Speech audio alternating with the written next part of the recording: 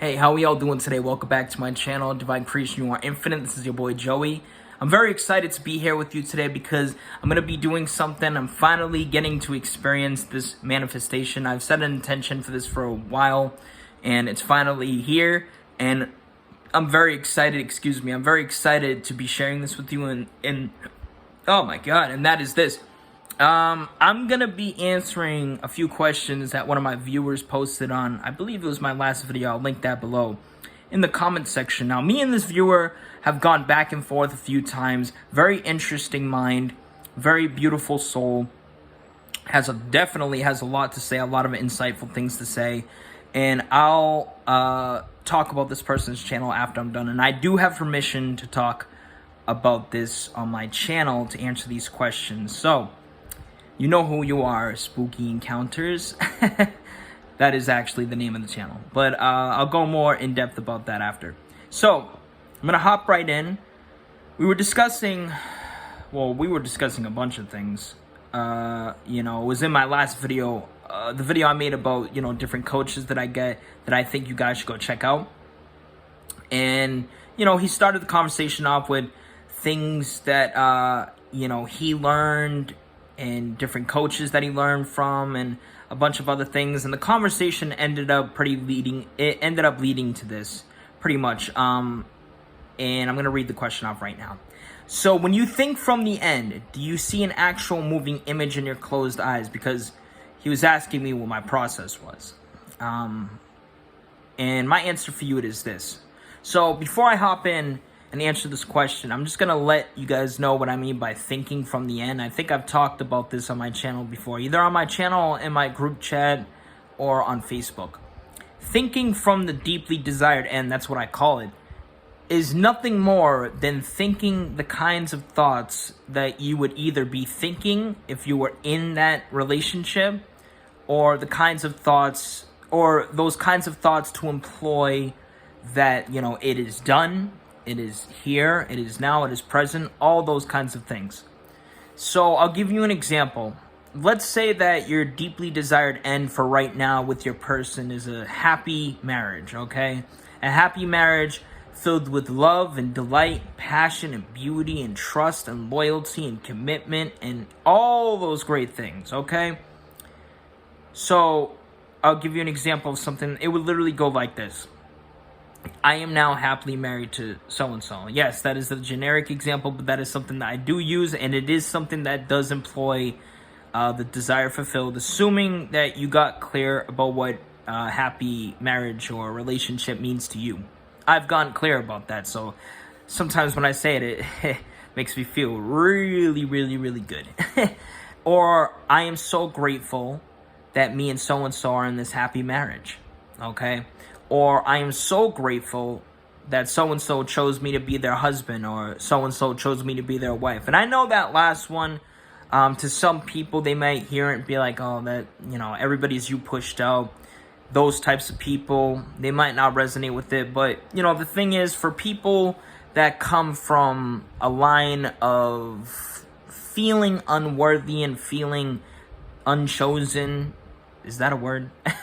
Feeling not chosen, I think that's a great affirmation, and it does employ that, you are together, married. You know what I'm saying? I am so grateful that person chose me to be their husband. Or I am now so grateful, that person chose me to be their husband or wife. However way you would like to word it.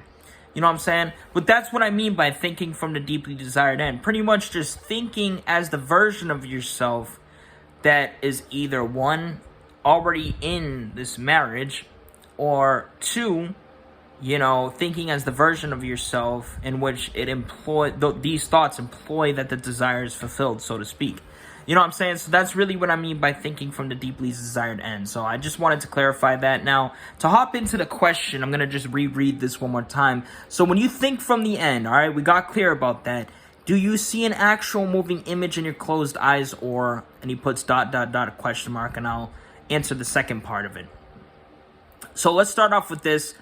I don't really see an image, I'll be honest with you. I don't know what it is. I think that's my own limitation. I am not really the best visualizer. I'm not really the best at seeing images in my mind, unless, you know, if I have like a picture of something and I'm really focused on it and I keep focused on it, I keep training, you know what I'm saying, I keep looking at it over and over and over again, then yeah, that particular image will be clear in my mind. But when I say these affirmations, I don't really get an image, but I know that there's something that is getting placed into my subconscious, whatever you'd like to call it, whatever you'd like to identify it as.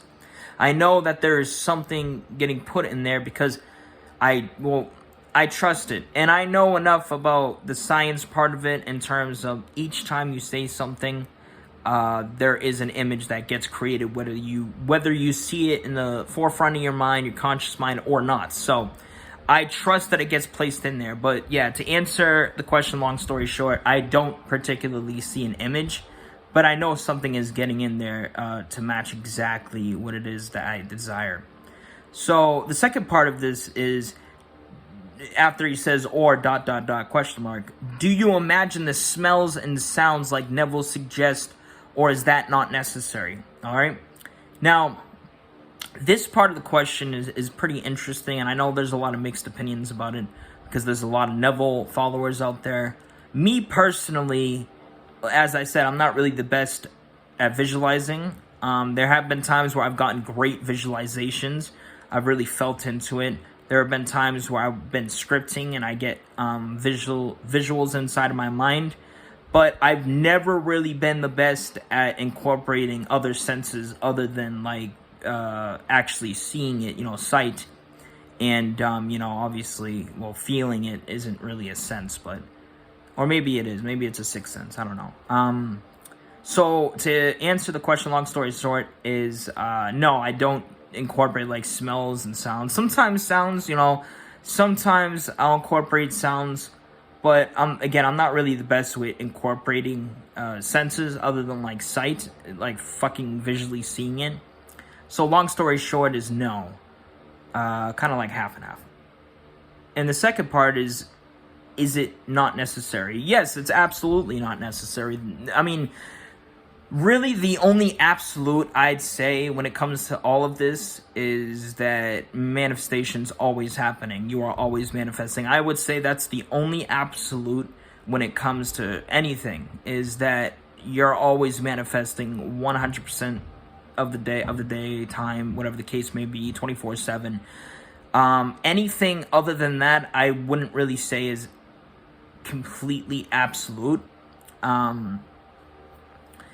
I don't think it's necessary. Affirming isn't necessary. I mean, affirming is just thinking.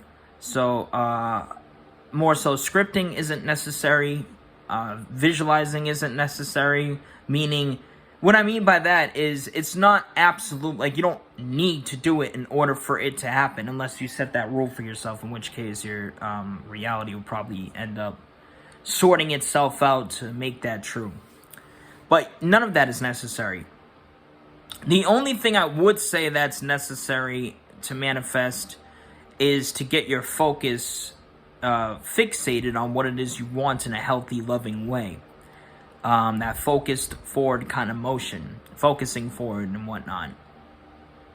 I don't think anything else is necessary. I'm sorry I keep looking off. I do that sometimes when I think, but none of that other stuff is necessary. Again, all I think is, the thing I think is necessary is just that, to make sure that your focus is fixated on what it is that you deeply desire. Nothing else, meaning you're not focused on time, you're not focused on the how, you're not focused on the old story, anything like that, doubts, the fears, negativities and shit. You're not focused on the problems, you're not focused on the circumstances, you're not focused on any of that. You are predominantly focused on what it is that you want, which goes back to what I said earlier about thinking from the end. You're focused on that. You're not forcing yourself. You're not affirming 1,000 times a day. You know what I'm saying? You're focused in a healthy, loving way. You know what I'm saying? And that's what I mean. So to answer the question, I would say no. It is definitely not necessary. So those are the questions that this subscriber posted, and I really intend that this helps you out, buddy. I know you could do it. It doesn't matter, even if you think you can't do it, I know you can. And this goes for anybody that may be struggling. You know what I'm saying? And in truth, I wish I had this kind of person talk to me the way that I'm talking to you guys. Not to toot my own horn here, but I wish I did have this kind of person, and I use that term very loosely, talk to me in the way that I'm talking to you guys right here, to let me know that, you can do it. You can do it.